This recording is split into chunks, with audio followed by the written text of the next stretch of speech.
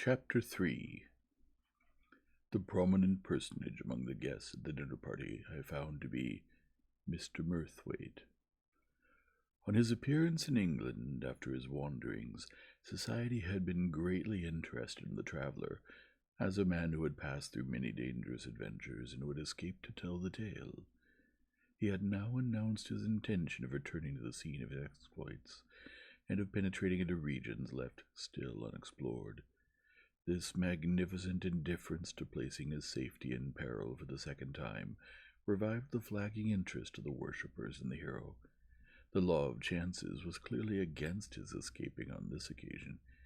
It is not every day that we can meet an eminent person at dinner, and feel that there is a reasonable prospect of the news of his murder being the news that we hear of him next.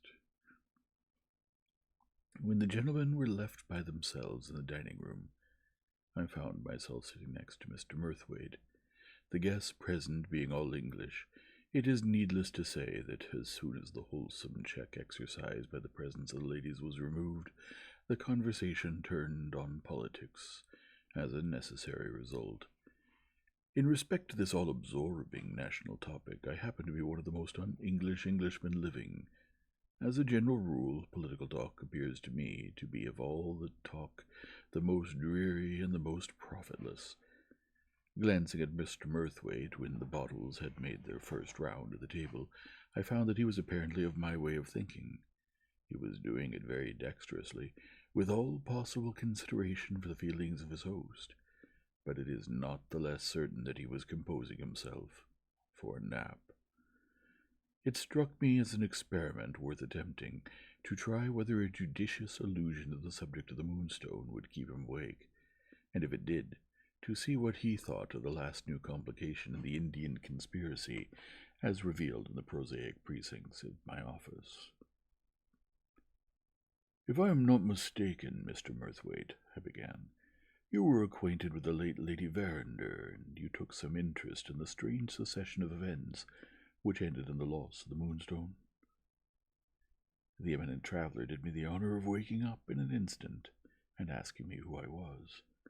I informed him of my professional connection with the Herncastle family, not forgetting the curious position which I had occupied towards the colonel and his diamond in the bygone time.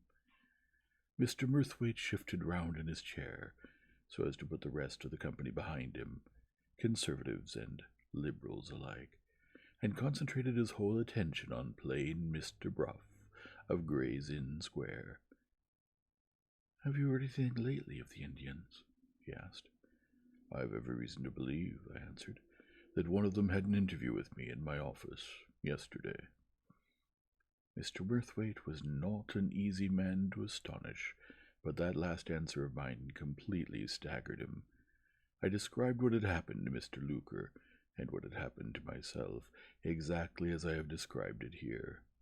"It is clear that the Indian's parting inquiry had an object," I added. "Why should he be so anxious to know the time at which a borrower of money is usually privileged to pay the money back?" "Is it possible that you don't see his motive, Mr. Bruff?" "I am ashamed of my stupidity, Mr. Mirthwaite, but I certainly don't see it." The great traveller became quite interested in sounding the immense vacuity of my dullness to its lowest depths. "Let me ask you one question," he said. "In what position does the conspiracy to seize the Moonstone now stand?"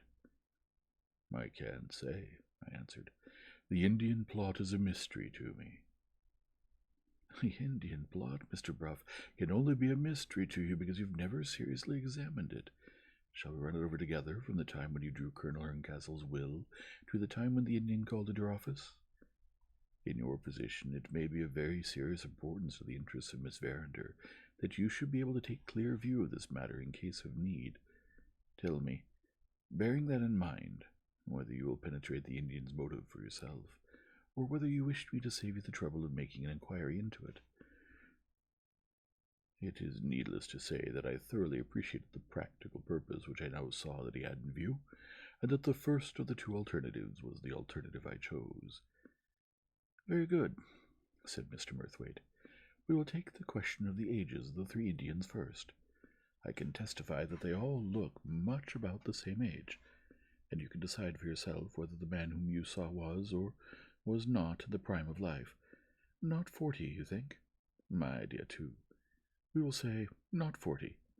Now, look back to the time when Colonel Herncastle came to England, and when you were concerned in the plan he adopted to preserve his life.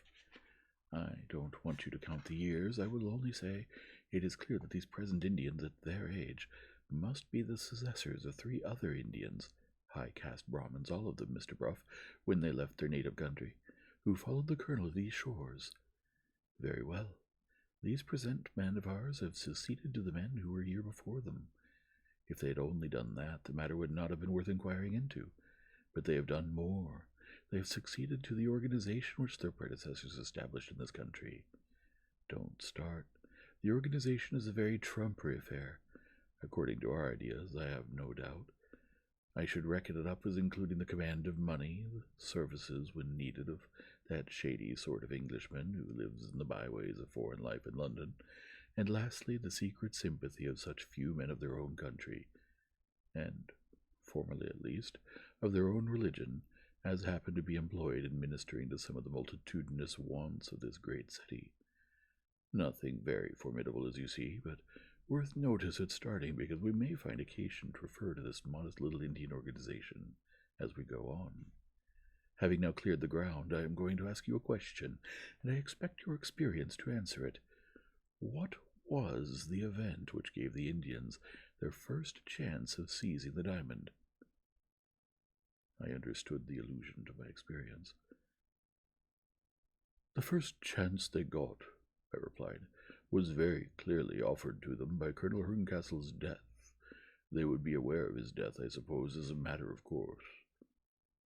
As a matter of course. And his death, as you say, gave them their first chance. Up to that time the Moonstone was safe in the strong room of the bank. You drew the colonel's will, leaving his jewel to his niece, and the will was proved in the usual way. As a lawyer, you can be at no loss to know what course the Indians would take, under English advice. After that, they would provide themselves with a copy of the will from Doctors' Commons, I said. Exactly. One or other of those shady Englishmen to whom I have alluded would get them the copy you have described. That copy would inform them that the Moonstone was bequeathed to the daughter of Lady Verinder, that Mr. Blake the elder, or some person appointed by him, was to place it in her hands. You will agree with me that the necessary information about persons in the position of Lady Verinder and Mr. Blake would be perfectly easy information to obtain. The one difficulty for the Indians would be to decide whether they should make their attempt on the diamond when it was in course of removal from the keeping of the bank, or whether they should wait until it was taken down to Yorkshire to Lady Verinder's house. The second way would be manifestly the safest way, and there you have the explanation of the appearance of the Indians at Frizinghall, disguised as jugglers and waiting their time. In London, it is needless to say, they had their organization at their disposal to keep them informed of events. 2 men would do it, one to follow anybody who went from Mr. Blake's house to the bank, and one to treat the lower men servants with beer and to hear the news of the house. These commonplace precautions would readily inform them that Mr. Franklin Blake had been to the bank, and that Mr. Franklin Blake was the only person in the house who was going to visit Lady Verinder. What actually followed upon that discovery you remember, no doubt, quite as correctly as I do. I remembered that Franklin Blake had detected one of the spies in the street, that he had, in consequence, advanced the time of his arrival in Yorkshire by some hours, and that, thanks to old Betteredge's excellent advice, he had lodged the diamond at the bank at Frizinghall before the Indians were so much as prepared to see him in the neighborhood. All perfectly clear so far. But the Indians being ignorant of the precaution thus taken, how was it that they made no attempt on Lady Verinder's house, in which they must have supposed the diamond to be, through the whole of the interval that elapsed before Rachel's birthday? In putting this difficulty, Mr. Murthwaite, I thought it right to add that I had heard of the little boy, and the drop of ink, and the rest of it, and that any explanation based on the theory of clairvoyance was an explanation which would carry no conviction whatever with it to my mind. Nor to mine either, said Mr. Murthwaite. The clairvoyance in this case is simply a development of the romantic side of the Indian character. It would be a refreshment and an encouragement to those men. Quite inconceivable, I grant you, to the English mind, to surround their wearisome and perilous errand in this country with a certain halo of the marvelous and the supernatural. Their boy is unquestionably a sensitive subject to the mesmeric influence, and under that he has no doubt reflected what was already on the mind of the person mesmerizing him. I have tested the theory of clairvoyance, and I've never found the manifestations get beyond that point. The Indians don't investigate the matter in this way. The Indians look upon their boy as a seer of things invisible to their eyes, and I repeat, in that marvel they find the new source of a new interest in the purpose that unites them. I only notice this as offering a curious view of human character, which must be quite new to you.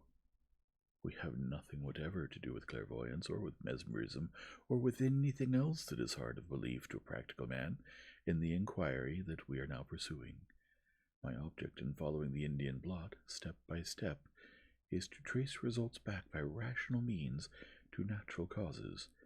Have I succeeded to your satisfaction so far? Not a doubt of it, Mr. Murthwaite. I am waiting, however, with some anxiety to hear the rational explanation of the difficulty which I have just had the honor of submitting to you. Mr. Murthwaite smiled. It's the easiest difficulty to deal with of all, he said. Permit me to begin by admitting your statement of the case as a perfectly correct one. The Indians were undoubtedly not aware of what Mr. Franklin Blake had done with the diamond, for we find them making their first mistake on the first night of Mr. Blake's arrival at his aunt's house. Their first mistake? I repeated. Certainly. The mistake of allowing themselves to be surprised lurking about the terrace at night by Gabriel Betteredge. However, they had the merit of seeing for themselves that they had taken a false step, for, as you say, again, with plenty of time at their disposal, they never came near the house for weeks afterwards. Why, Mr. Murthwaite? That's what I want to know. Why? Because no Indian, Mr. Bruff, ever runs an unnecessary risk. The clause you drew in Colonel Herncastle's will informed them, didn't it, that the Moonstone was to pass absolutely into Miss Verander's possession on her birthday? Very well. Tell me which was the safer course for men in their position, to make their attempt on the diamond while it was under the control of Mr. Franklin Blake, who had shown already that he could suspect and outwit them, or to wait till the diamond was at the disposal of a young girl who would innocently delight in wearing the magnificent jewel at every possible opportunity. Perhaps you want a proof that my theory is correct. Take the conduct of the Indians themselves as the proof. They appeared at the house after waiting all those weeks on Miss Verander's birthday, and they were rewarded for the patient accuracy of their calculations by seeing the Moonstone in the bosom of her dress. When I heard the story of the Colonel and the diamond later in the evening, I felt so sure about the risk Mr. Franklin Blake had run. They would have certainly attacked him if he had not happened to ride back to Lady Verander's in the company of other people, and I was so strongly convinced of the worse risk still in store for Miss Verander that I recommended following the Colonel's plan and destroying the identity of the gem by having it cut into separate stones. How its extraordinary disappearance that night made my advice useless and utterly defeated the Hindu plot, and how all further action on the part of the Indians was paralyzed the next day by their confinement in prison as rogues and vagabonds, you know as well as I do. The first act of the conspiracy closes there. Before we go on to the second, may I ask whether I have met your difficulty with any explanation which is satisfactory to the mind of a practical man? It was impossible to deny that he had met my difficulty fairly, thanks to his superior knowledge of the Indian character, and thanks to his not having had hundreds of other wills to think of since Herncastle's time.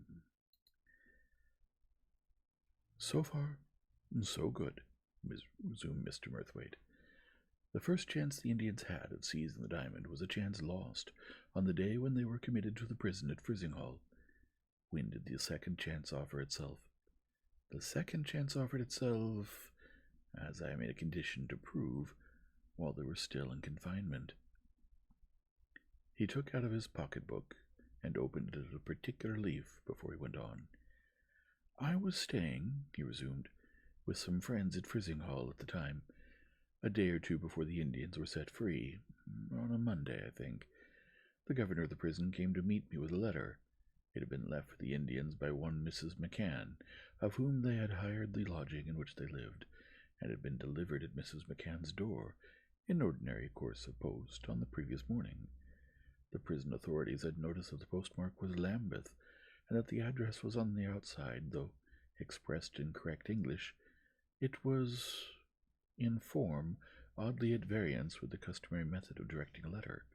On opening it, they had found the contents to be written in a foreign language, which they rightly guessed at as Hindustani. Their object in coming to me was, of course, to have the letter translated to them. I took a copy in my pocketbook of the original, and of the translation, and there they are, at your service. He handed me the open pocketbook. The address on the letter was the first thing copied. It was all written in one paragraph without any attempt at punctuation, thus: "To the 3 Indian men living with a lady called McCann at Frizinghall in Yorkshire." The Hindu characters followed, and the English translation appeared at the end, expressed in these mysterious words: "In the name of the Regent of the Night, whose seat is on the Antelope, whose arms embrace the 4 corners of the earth. Brothers, turn your faces to the south, and come to me in the street of many noises, which leads down to the muddy river. The reason is this: my own eyes have seen it." There the letter ended, without either date or signature. I handed it back to Mr. Murthwaite, and owned that this curious specimen of Hindu correspondence rather puzzled me.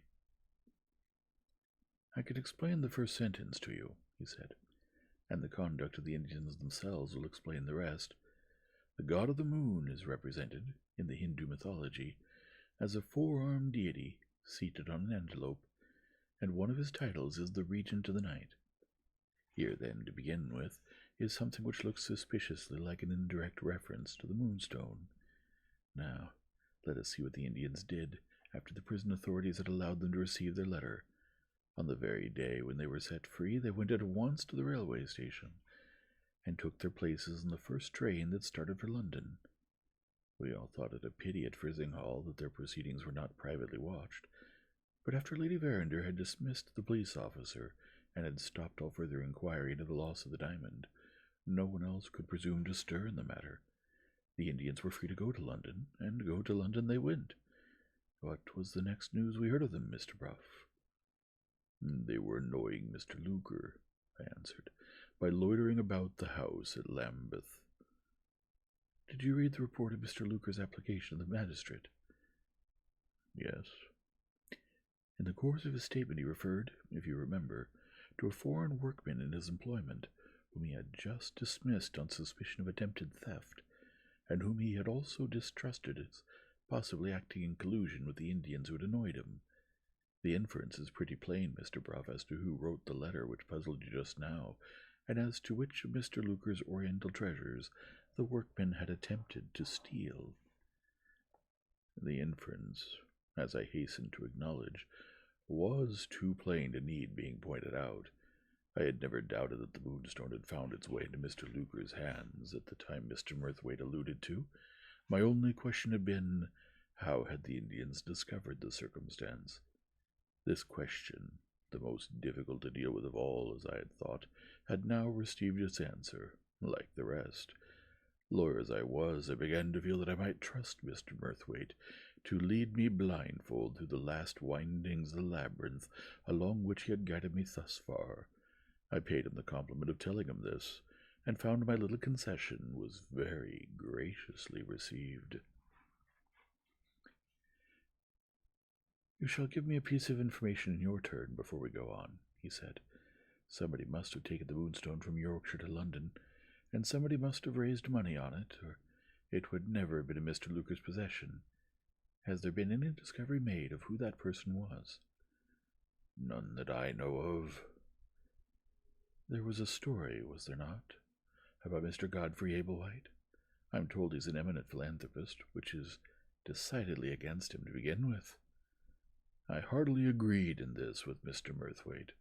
At the same time, I felt bound to inform him, without, it is needless to say, mentioning Miss Verander's name, that Mr. Godfrey Ablewhite had been cleared of all suspicion, on evidence which I could answer for as entirely beyond dispute. "Very well," said Mr. Murthwaite quietly. "Let us leave it to time to clear the matter up. In the meanwhile, Mr. Bruff, we must get back again to the Indians on your account. Their journey to London simply ended in their becoming the victims of another defeat. The loss of their second chance of seizing the diamond is mainly attributable, as I think, to the cunning and foresight of Mr. Luker, who doesn't stand at the top of the prosperous and ancient profession of usury for nothing.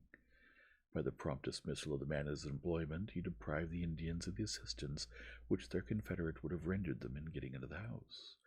By the prompt transport of the Moonstone to his bankers, he took the conspirators by surprise before they were prepared with a new contingency for robbing him. How the Indians in this latter case suspected what he had done, and how they contrived to possess themselves of his banker's receipt, are events too recent to need dwelling on. Let it be enough to say that they know the Moonstone to be once more out of their reach, deposited under the general description of a valuable of great price in a banker's strong-room. Now, Mr. Bruff, what is their third chance of seizing the diamond, and when will it come?" As the question passed his lips, I penetrated the motive of the Indian's visit to my office at last. "I see it," I exclaimed. "The Indians take it for granted, as we do, that the Moonstone has been pledged, and they want to be certainly informed of the earliest period at which the pledge can be redeemed, because that will be the earliest period at which the diamond can be removed from the safe keeping of the bank. I told you you would find it out for yourself, Mr. Bruff, if I only gave you a fair chance. In a year from the time when the Moonstone was pledged, the Indians will be on the watch for their third chance. Mr. Luker's own lips have told them how long they will have to wait, and your respectable authority has satisfied them that Mr. Luker has spoken the truth. When do we suppose at a rough guess that the diamond found its way into the moneylender's hands?" "Towards the end of last June," I answered, "as well as I can reckon it." "And we are now in the year 48. Very good. If the unknown person who has pledged the Moonstone can redeem it in a year, the jewel will be in that person's possession again at the end of June 49. I shall be thousands of miles away from England and English news at that date, but it may be worth your while to take a note of it, and to arrange to be in London at the time." "You think something serious will happen?" "I think I shall be safer," he answered, "among the fiercest fanatics of Central Asia than I should be if I crossed the door of the bank with the Moonstone in my pocket. The Indians have been defeated twice running, Mr. Bruff. It's my firm belief that they won't be defeated a third time." Those were the last words he said on the subject. The coffee came in.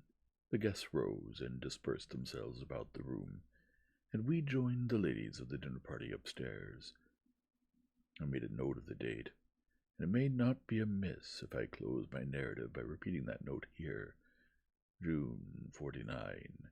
Expect news of the Indians towards the end of the month. And that done, I hand the pen, which I have now no further claim to use, to the writer who follows me next.